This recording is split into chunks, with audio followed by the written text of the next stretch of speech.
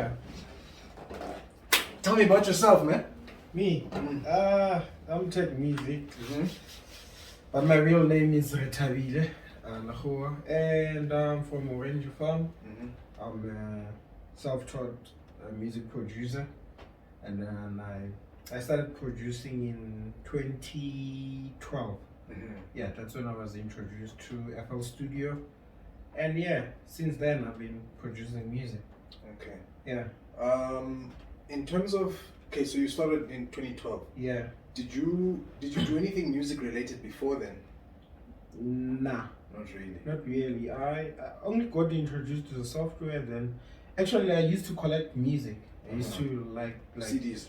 No, like gather music just to put it in my computer, listen. Yeah. Sometimes we DJ with my friends. One of my friend's brother had a sound system, so we DJ in taverns, using computers. Oh, yeah. Yeah. So that's what I used to do. Started. Yeah.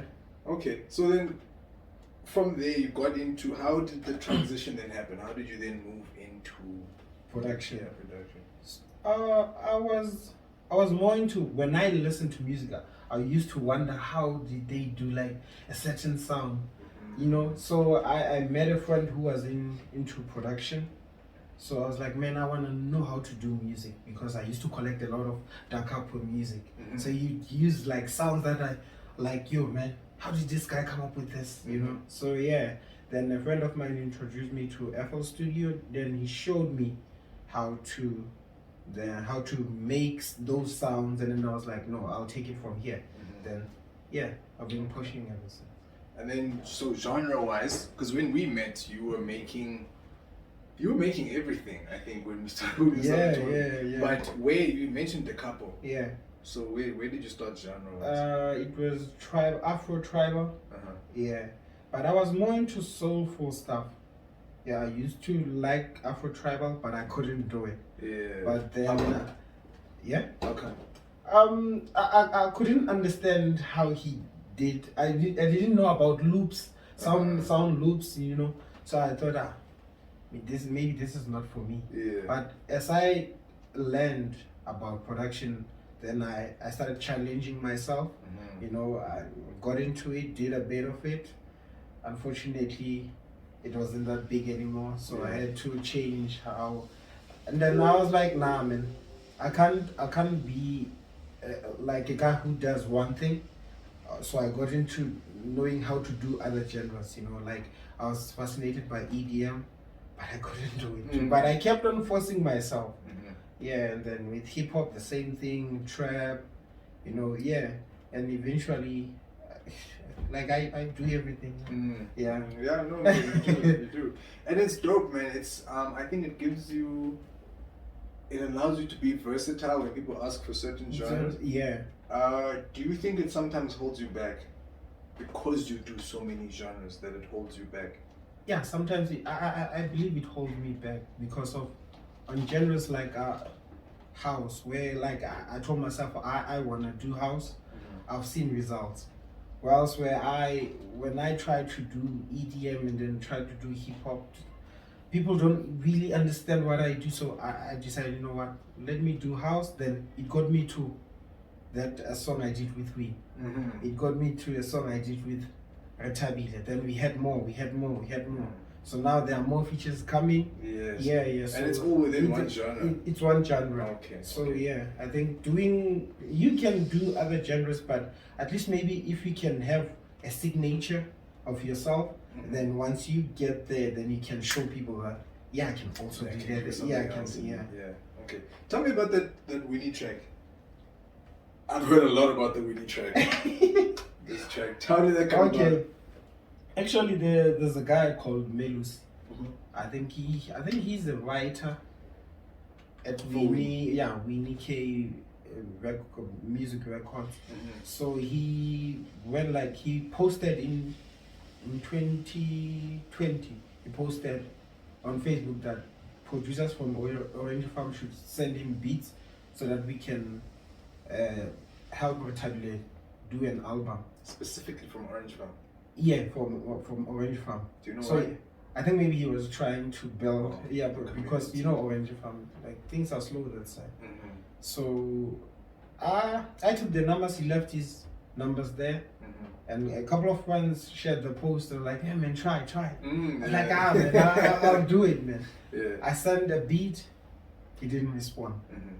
Then after a day, like I sent another one. Then he got back to me. I was like, "This is the one." Yeah. Okay. And then ever since that time, we built a relationship. That's when we knew I was working on her what you call EP, her latest EP. I was fortunate enough to like send the beat, and then they liked it, and then they worked on it. And funny enough, I only sent a beat, just send a snippet. Like I was like, and then I was like, we'll see. Then they got back to me. They were like, "No, man, you need to send us that beat." And then I didn't finish the beat. Oh, snap! You weren't done with the beat. I was like, okay. I was like, okay, I'll send the beat. And it was Friday, I remember, and we had load shedding. So I had to make a plan. So I had to wait for the electricity to come back at 10 p.m. Then quickly got into the beat, then send it through. Then it was a song. Yeah. And today he has a music video. It's doing well. It's doing well. Yeah. No, it was doing well. Then you had mentioned another track. There was another track that you said that you had worked on. Yeah. When away, it's on her EP. I think it's a fourth song on the EP. So yeah, and there's more coming. I just don't want to mention names. So okay. There are more bigger projects coming with these bigger artists. Yeah. Okay, no, that's cool. That's cool. Then so that's that side of things. Now in terms of you know, getting into the engineering side of things, how did that come about? Because you've got your own setup and stuff at home. Yeah. You're only working from here. So how does that work?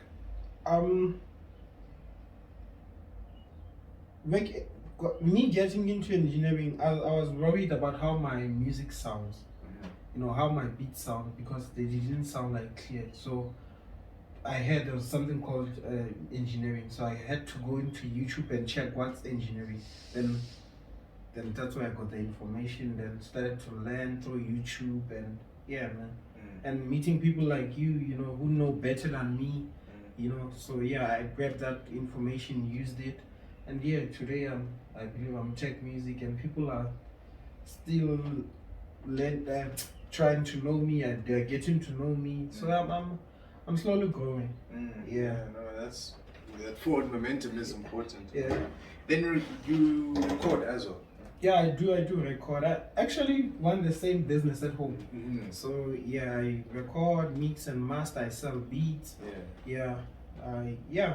That's what I do. I actually make music for a living. Unfortunately, it's not as like, it's not running as I thought before I left the job. Because when I left the job, I thought it was gonna be like one thing that will generate money, and so quickly I was like, I'm gonna be a superstar. I've got a studio now. And I got home. It was something else, bro. So but I'm enjoying the journey. It's tough, but I'm getting there. And you're learning a lot as well. I can see that you're learning a lot quickly as well. So that change where you decided you were going to leave your job, so I did something similar as well. I remember. Yeah. And I ran back to my job. But what was actually, I can actually say that it was a similar thing for me as well. I didn't think it was gonna blow up there and then. But I think over time, I started to realize it was a lot harder than I thought it was going to be. Yeah, it is hard. Really hard. It's just because there's that thing where you, first of all, you're your own boss. Yeah. You have to, like, no one's going to check up on you. And you have to have discipline. Yeah, and then at the same time, you have those moments where you're just like, hey man, I don't really want to do this. And there's no one to come to and say, yo, there's a paycheck. Yeah, so I completely get it. Understand. So music is tough. Music is tough. I think music needs a backup. Like you rate so? Yeah, especially here in South Africa. If we were in the US, maybe we'd be talking a different story. But here, you need to have something to back your music up. For instance, if you want to get to radio, it's not as simple as people think, you know, where they tell you, here's an email, send us to this radio station. Then if your song is good quality and it's radio friendly, then we're going to play. It's not like that, man. You need money to push, man. There's marketing in there, there's PR in there, there's a lot, bro. There's mixing. And the funny thing is, most artists don't want to pay for studio time, not knowing that recording is only the foundation of the whole thing. Hell is still to come. But this is the beginning. This is where you have to start. This is where you have to, you have to pay for beats. You have to pay for studio time. You have to pay for engineering. Then comes marketing. There's artwork to be done there. There's promo videos to be done there. There's a lot.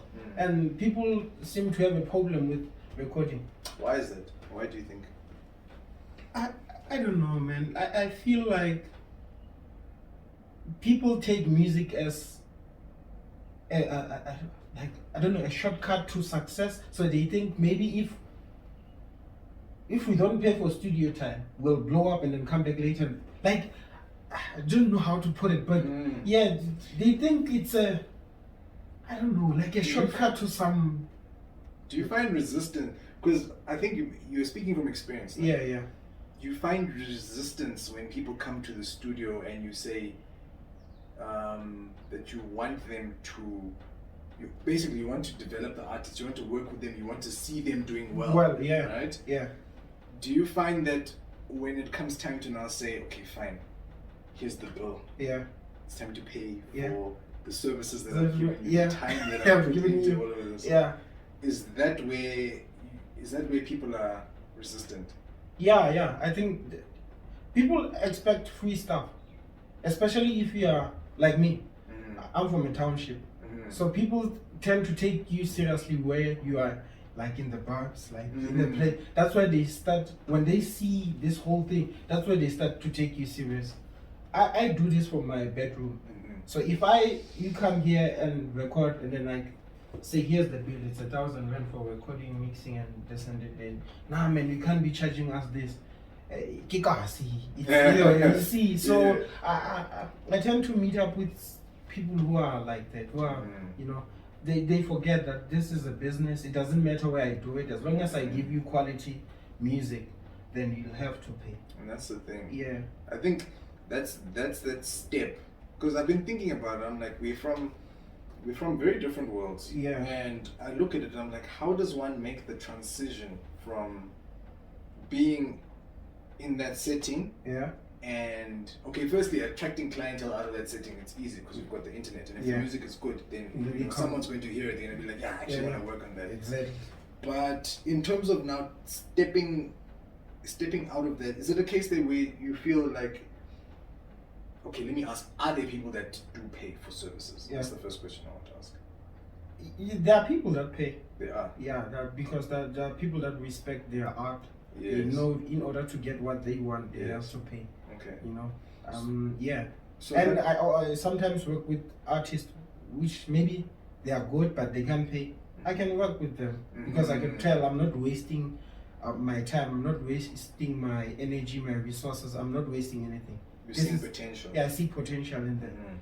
But there are some who maybe might come once or twice and then expect you to say, come to you and say, but we've recorded twice, man.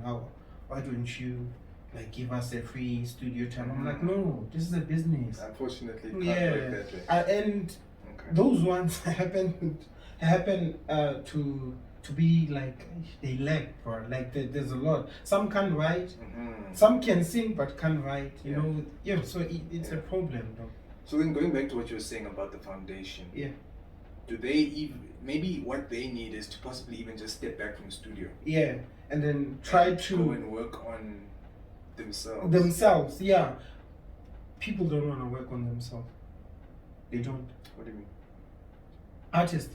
I always tell people that having a voice doesn't mean you can be an artist. Sometimes you have a voice but you can't write. Yeah. So it means if you can't write, you must go get somebody to work with you, maybe a songwriter.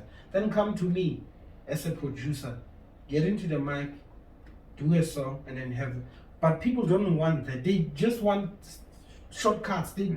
Yeah, man, like 2 songs and they blow up. And then they blow up. Yeah. It's not how it works. I believe we have done thousands of beats. Yeah. And we haven't blown up. Yeah. You know, and they are good beats, bro. They are good beats. So some artists want shortcuts. Some want it simple. You know. Yeah. That's why I say you should have backup if you think this music thing is like a career to you, but like you have to have like a backup. Try and have a backup. Do it as slowly as you can. You know, because if you do it like me, it's frustrating, bro. Like I do this every day, so I know how it feels, bro. Like you are limited to stuff. You know, you can't do certain things because of you're relying on this. You know, so people must just try to, I don't know, have a plan. If you want to do music, have a plan, bro. Have a plan. Yeah. So is it a plan for funding, a plan for yeah, cash, or just, I mean, because that's the initial step, is being able to afford what it is that you are doing. Yeah. Not so much the equipment and the studio time and that, but kind of just to afford yourself, to be able to just live. To live, because if you do this without living, man, I feel like you're missing a certain part of your life, and then that's when you'll end up thinking this is useless. You know, there are times where I felt like, I know I'm good, but I'm not going anywhere. It's because of I know I need money at times. There are certain things I want to do, I can't, because my only bread and butter is this. So if you can't have money and you want to do this, unfortunately, it's bad news for you. It's gonna be tough. People end up quitting, bro. I think music is child's play. Music is not child's play, bro. There were times like I felt like going back to my job, but I couldn't, you know, because I saw it was tough, you know. But I'm happy though, because if I didn't quit the job, I wouldn't be as good as I am right now. Like something developed. Like I put more time into what I'm doing. My mixing improved. Like the style of beats I do now, the genres I do, you know, a lot has improved. You know, I've got contacts now. I've got people that I know. Now I work with you, bro. From just a text, from one song, you know, it has helped me a lot. There might be a negative, downside for it, but there's also a good side, you know. So yeah, and me here as an engineer, Silasbeats is a lot, bro. You know, when people see me and, hey, boy, you ain't good Silas, I'm like, yeah, I do. You're cool, bro.